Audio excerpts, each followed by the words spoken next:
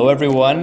Pretty excited about this specific interview. I'm here with Seif El-Sahly, and he's going to walk us through a pretty interesting way for you as a real estate investor to make an extremely good net operating income.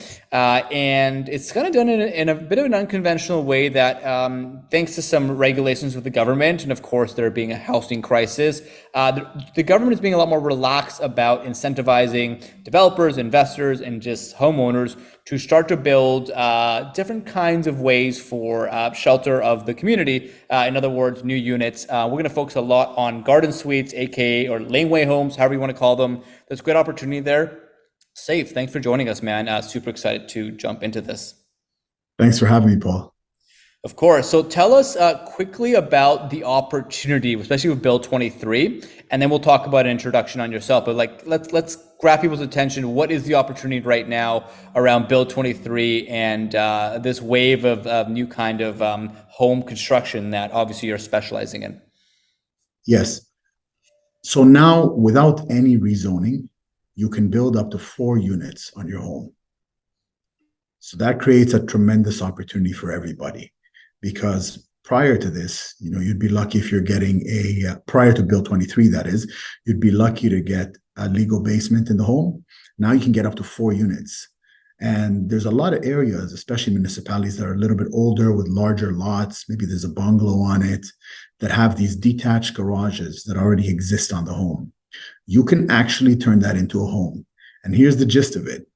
If there's already a detached structure there, like a garage, and it's in fairly good shape, you can convert one for in and around $120,000, and depending on the area you're in, make an average of $2,500 a month.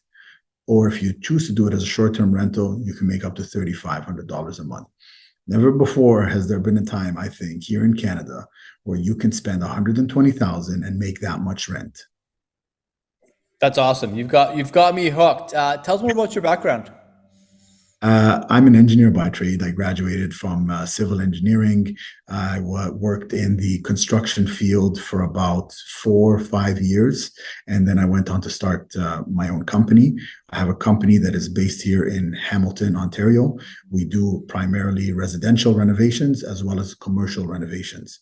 So we do quite a bit of this type of project as well as other type of jobs as well, like additions and second stories and whatnot. So it translated at a perfect time with these projects taking popularity, I would say about 2 years ago, even though the bill was passed maybe 3 or 4 years ago.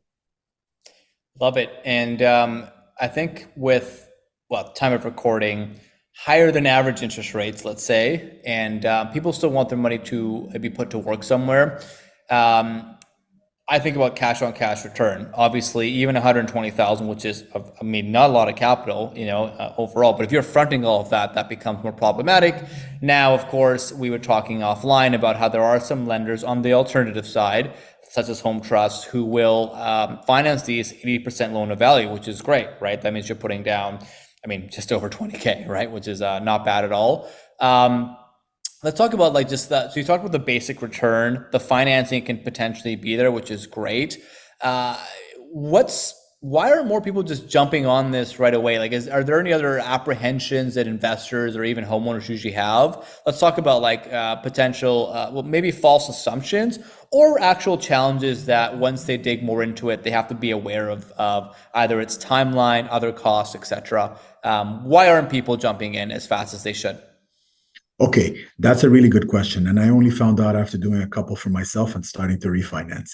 So traditionally, we'll just take a quick bit of a recap from the past few years. Traditionally, you go the BRRRR method, you buy something, you put money into it, you refinance, you get the full lift, right? And then you sort of sit on it for however long you want, 3 years, 5 years, and then either you sell or refinance again.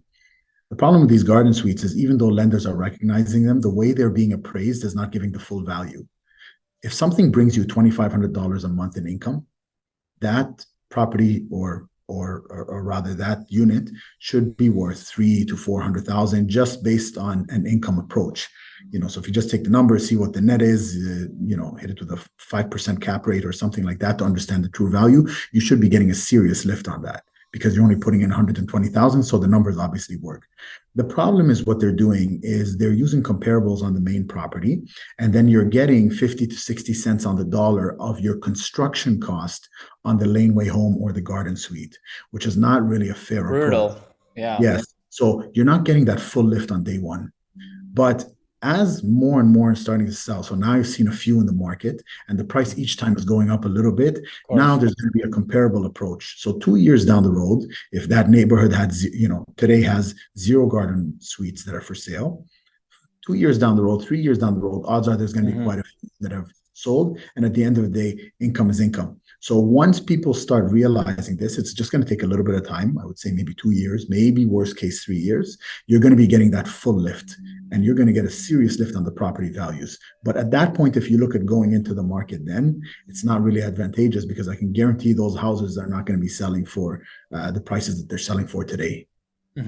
Yeah, no, I mean that seems like that's how it works in the early days. So it seems like very much a cash flow play.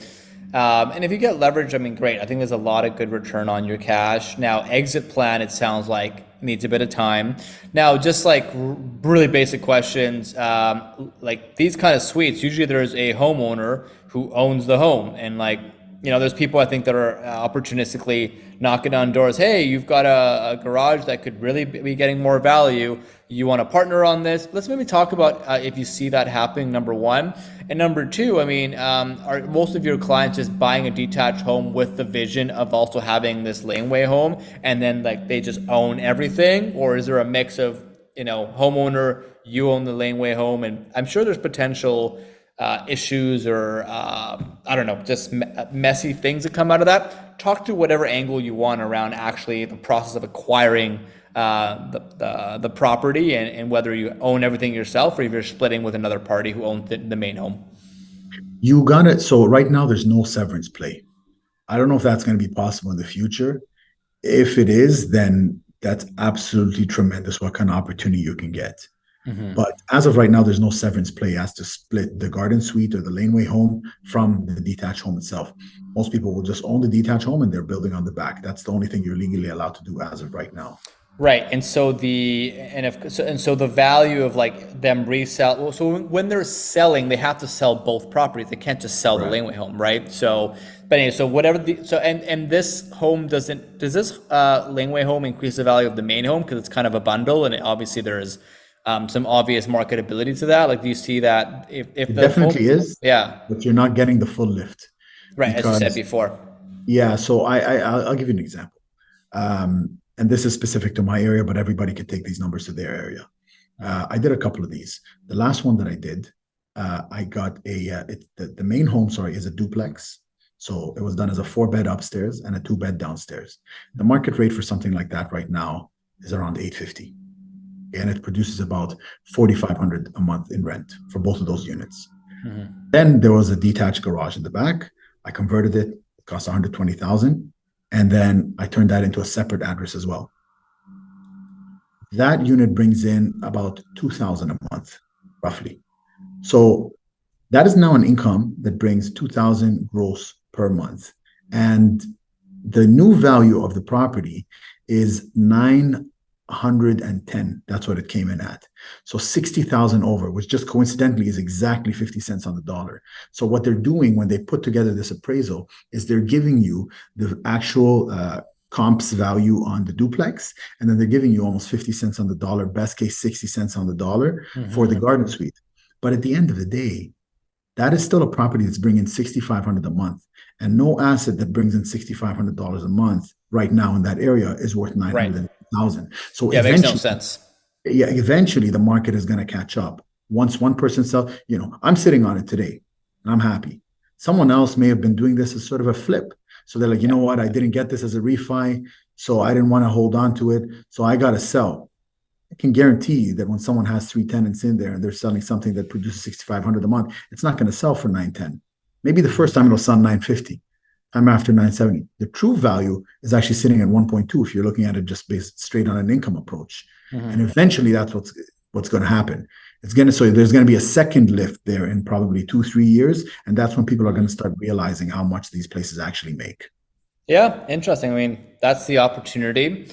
With yeah, I guess. And by the way, on the financing side, they're doing 80% loan to value on the 50 cents on the dollar, or on what the construction costs were I initially. guess both because they're all tied. So they're doing when the whole thing is done, they get an appraisal. The lender, if they do garden suites, will get an appraisal for that 910, and then they will do 80 cents on the dollar, 80% loan to value on the 910. Oh, so yeah, of everything. Sorry, so of Yes. everything. So So you're so recouping, you're right, 80% of the 50%. So you're recouping of that 120, you're recouping only 40. So you still have 80 in there, but it's a cash cow for the first couple of years. totally. Just straight from a cash flow standpoint. Yep. And then in Yep. 3 years, you're going to be getting a serious lift. Got it. Okay, so it's loan to value on the detached home that was there originally, plus the garden suite. It's not 80% on just the garden suite because, as you said, and if it was just 80% on the garden suite, they would be valuing it at, like, 60,000 versus 120. So I mean, but Yes. it's different ways to crunch it. Okay, good clarification. Safe. Any last comments or thoughts you want to put out there for our curious investors who want to, first of all, hopefully help society and just create more densification, create a better community feel, just want to invest differently, and just want to make sure they're not overlooking anything. I would say no matter what your investment strategy is, always make sure you're adding value. Those are the things that do well in the long term. Don't be looking for something that's to make a quick buck or Hmm. anything like that. If you're experienced and you've done 10, 20, 30 plus investments, then yes, odds are you're going to have something that lands on your desk and you'll be able to capitalize on that. But if you're looking to get into the market, or maybe you have, one or two homes or something like that, then look for something that builds long-term value. So the denser you're going, and especially in a creative way like this, the better you're going to do in the long term. Words of wisdom, Safe. Super big pleasure to connect, and love how we rip through that. And we're going to give our busy investor and just general creative thinkers out there some things to sleep on. Thanks for your time. I really appreciate it. No problem, Paul. Thank you.